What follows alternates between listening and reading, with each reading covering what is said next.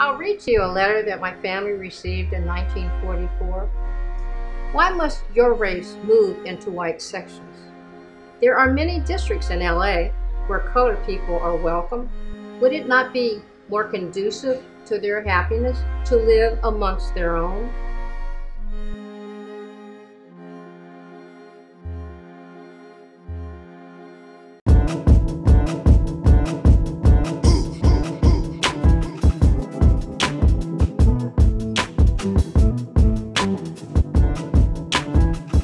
Los Angeles is one of the most well-known cities in the world. As a cultural, financial, and commercial center of Southern California, Los Angeles is the second largest city in the United States with a population of 4 million.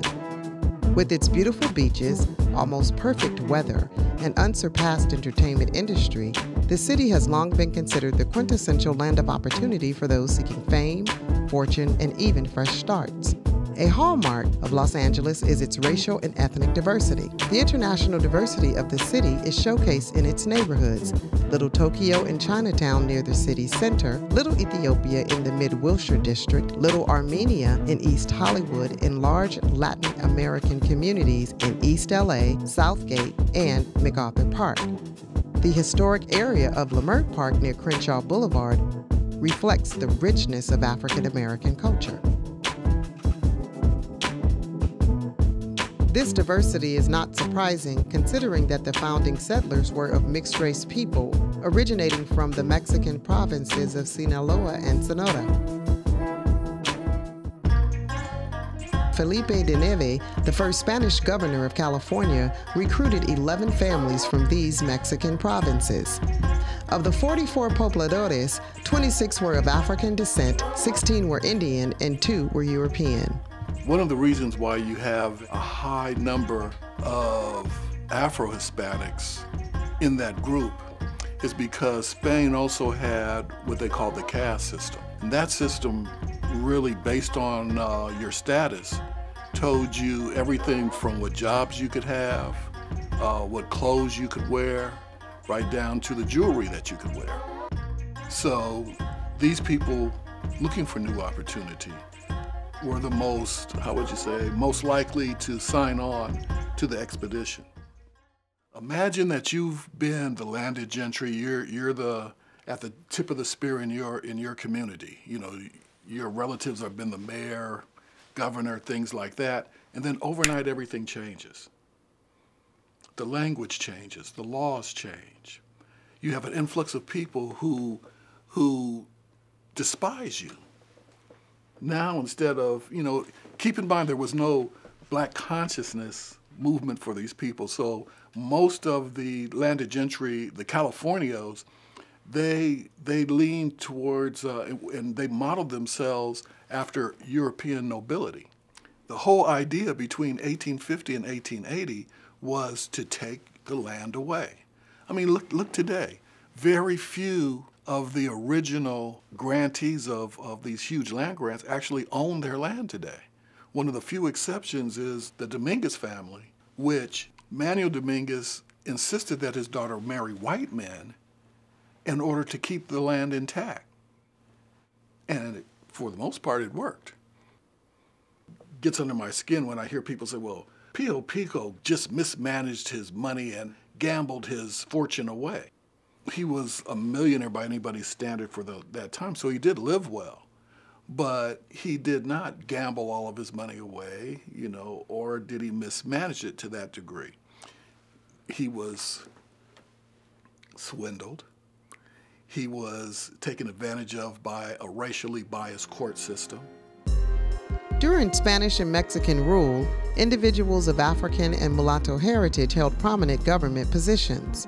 Pio Pico, the last governor of California under Mexican rule, was a large landowner and businessman who achieved great success in real estate and opened a lavish hotel near the plaza. The Pico House still stands at the plaza today. After California was admitted to the Union as a free state in 1850, some of the most influential black pioneers emerged. Former slave by the name of John Ballard moved to California from Kentucky in 1859 and settled in Agora Hills near the Santa Monica Mountains. This area was commonly referred to as Niggerhead Mountain and later Negrohead Mountain. Bridget Mason was born a slave in Mississippi in 1818. Mason and her daughters eventually traveled to San Bernardino, California, with their master in 1851 as he sought to join a Mormon outpost. But when Mason's master was preparing to sell them in Texas, a slave state, she petitioned for her freedom in the California courts and won. Mason and her daughters settled in Los Angeles. She worked as a nurse, midwife, and herbalist. Saving her money, Mason became one of the first African Americans to purchase land. Through her real estate investments, Bridget Mason had amassed a fortune worth $300,000 at the time of her death in 1891. Mason taught her children and grandchildren the value of owning property. Eventually, when the railroad comes in, that's when you start really seeing black communities. The expansion of the Santa Fe Railroad dropped the rates and made it cheaper for people to migrate to Los Angeles. Because of this and the widespread promotion of a beautiful, attainable life that included owning land, the city was booming with people. As a matter of fact, John J. Nemore, owner of the California Owl newspaper, stated around the turn of the century, "This new country not only attracted Negroes, but also people from all parts of the globe, seeking a new life of freedom and dignity who poured into California. It was this intermingling of cultures that was to give color and glamour to the future land of the California West." Between the 1890s and 1910, large groups of Black Americans migrated to Los Angeles from the South to escape racial violence and bigotry. Black migrants frequently settled near the railway stations in downtown Los Angeles, in particular around Central Avenue. By 1900, there were 2,131 African Americans living in the city. They had become the second largest population of Black people in California. Despite hardships, they found jobs in the transportation industry and manufacturing as waiters, porters, laborers, domestic servants, and janitors. Buying homes in Los Angeles wasn't easy but less difficult than in other cities. There was more space to build, so property prices were lower, and African Americans, like other Americans, took advantage of the opportunity. But in the California Eagle newspaper, James B. Loving mentions how he foresaw segregation and property restrictions as a menace to the Negro's health, culture, safety, and economic advancement. The racism was very blatant. It's a white man's neighborhood. That's how these tracts were sold. So this was the reason why you saw restrictive covenants, things of this nature. It was to go along with that California myth that this was the new white utopia. White families believed that integration with Blacks would bring down their property values and could lead to intermingling and intermarriage, so they developed and instituted strategies to prohibit Black people from purchasing homes in their neighborhoods. Violence and vandalism occurred by individuals and groups such as the Ku Klux Klan. I remember when they said you can't go behind the orange curtain. There was a reason for that, because there was the Klan was in Orange County and in Riverside County. And they would literally come into California and want to take the land. They just wanted to take the land, just as they had done to the Indians. In 1924, an early case of Klan activity against Black ownership of property occurred. The Klan attempted to terrorize the Black owners of Bruce's Beach into selling their resort in Manhattan Beach. Mr. and Mrs. Bruce purchased their property in 1911 and had established a popular place well known for picnics, parties, and other leisure activities near the water. When they refused to be intimidated by the Klan, the city council stepped in, condemned the property, and forced the Bruces to sell. In 2006, the city of Manhattan Beach acknowledged its travesty of justice by renaming a park Bruce's Beach in the area that the resort was once situated. Other tactics used to discriminate in housing were practiced by insurance companies and financial institutions. They redlined neighborhoods and refused to lend money to African Americans for mortgages. And another widespread tactic was racially restrictive housing covenants.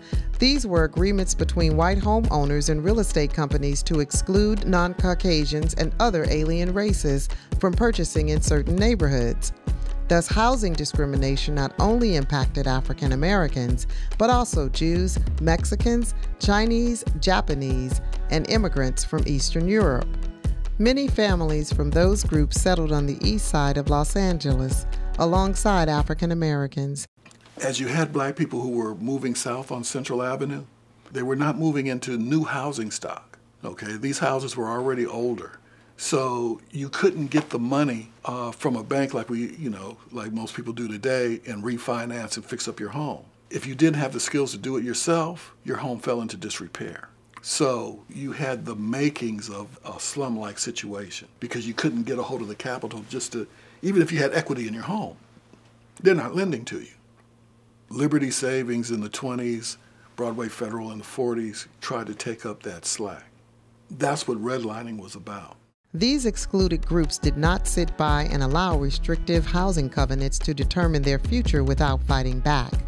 They organized and filed cases to prohibit the practice. The California Supreme Court ruled in Los Angeles Investment Company versus Gary that it was not legal to restrict sales of property based on race. This essentially meant that minorities could purchase a property but not live there.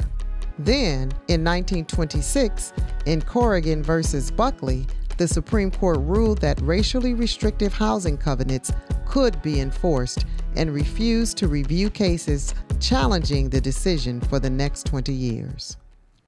As you know, Nat Cole had Mayor Bradley.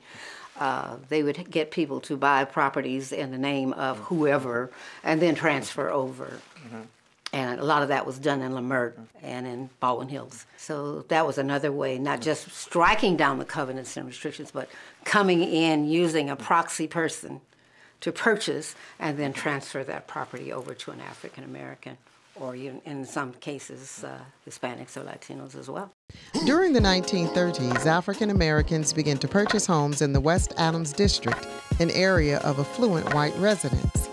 Beautiful Victorian mansions and craftsman homes built in the late 19th and early 20th centuries were appealing to the wealthy class and those with higher incomes.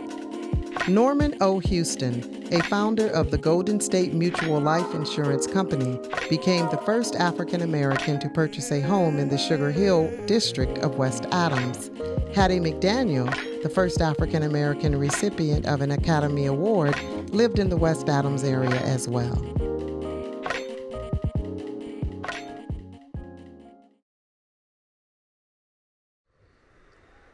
Are you aware of the antagonism and resentment in your neighborhood against you?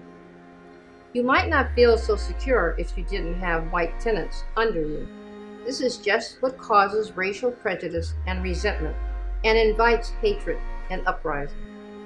Are you being fair to your neighbors, and is it fair to your children, knowing they are unwelcome and resented by neighborhood children? Would it not be more conducive to their happiness to live amongst their own? You may enjoy a great satisfaction in getting in where you are unwanted and unwelcome in the neighborhood, but the surge of resentment against you is mounting. If that's what you want, it's yours, a white. Lauren Miller was born in 1903. In Pender, Nebraska.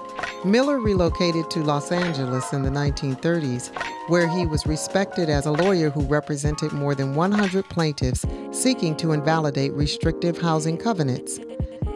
In 1945, Miller became the attorney who won restrictive covenant cases representing Hollywood stars Hattie McDaniel, Louise Beavers, Ethel Waters, and others who had moved to the affluent Sugar Hill section of Los Angeles. During World War II, African Americans migrated to Los Angeles from the South in unprecedented numbers to fill labor shortages, which strained the aging housing supply already occupied by blacks. Restrictive covenants forced people to live in deplorable conditions in an aging and overpopulated housing stock. Veterans came back from the war and they couldn't get a GI loan. Tuskegee Airmen came back and couldn't get a GI loan. They couldn't get an FHA loan. They went and bought property to build their own tracks, to build their own community. No one would make them a loan. As the Black community in Los Angeles expanded, they challenged extra legal barriers to residential mobility. The West Side, which was any section west of Main Street, was the most desirable part of town, but heavily segregated by white homeowners with restrictive covenants.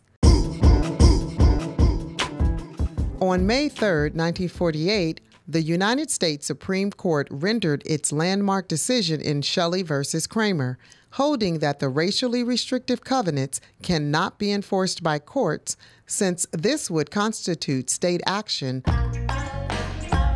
In Los Angeles, the Southwest Realty Board, a strong affiliate of the California Association of Realtors, formed committees to organize homeowners to maintain racial restrictions, denied African American real estate agents membership, prevented them from marketing properties in certain areas of the city, and even denied them access to open houses for viewing by their clients.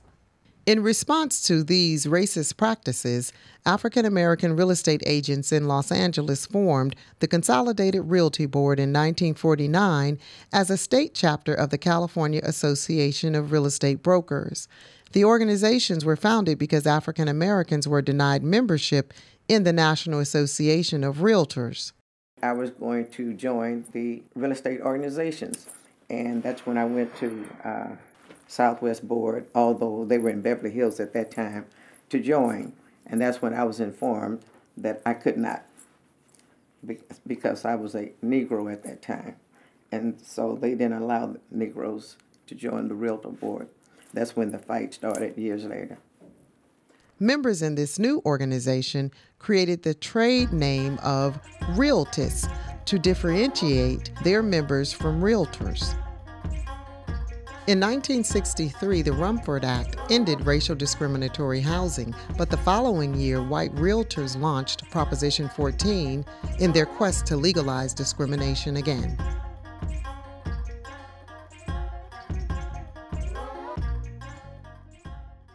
By the time the Fair Housing Act was enacted, whites had already fled the inner cities for the suburbs. Government programs contributed heavily to the large-scale migration of whites from South Central Los Angeles in their crusade to create majority white areas, taking their tax dollars with them. Highways were constructed to transport people from jobs in the cities to newly developed residential communities in places such as Burbank, Culver City, and Glendale. African American neighborhoods including Leimert Park, View Park, and Baldwin Hills enriched Los Angeles with educational, cultural, and economic advancements. At the dawn of the 21st century, gentrification has created another demographic shift.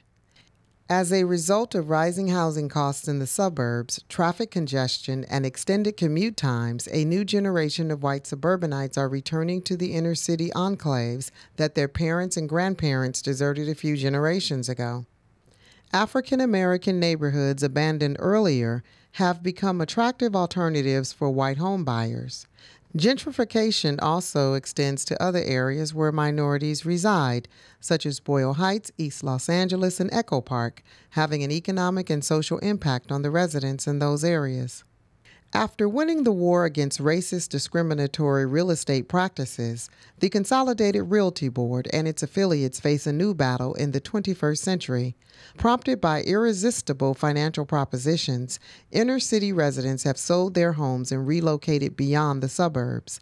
Along with higher offers, wealthy white home buyers bring their own agents, squeezing out black real estate professionals who have built careers in the community. Although racial restrictive covenants no longer exist, the cultural and historic fabric of minority communities are being destroyed and the real estate gains of the past diminished. The outcome of gentrification and economic disparity indicates these neighborhoods may indirectly return to their segregated roots.